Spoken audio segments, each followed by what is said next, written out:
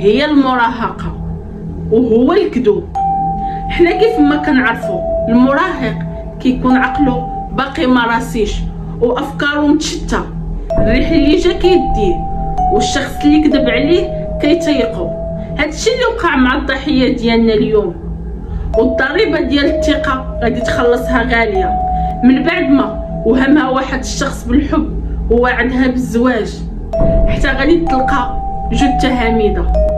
علاش وكيفاش حتى وقعت هاد الجريمه؟ هادشي اللي غادي نعرفو. دلال كانت جالسه هي ومرت عمها كيطيبوا في الخبز باش منين يفيقوا من ورا صلاه العصر يلقاو باش يشربوا اتاي. دلال طلبت من مرت عمها باش تمشي تنعس. مرت عمها قالت لها غير سيري حتى انا قريبه نسالي وانا تابعك حتى انا نتكا شويه. يا ريت دلال داك النهار كون مشات تنعس.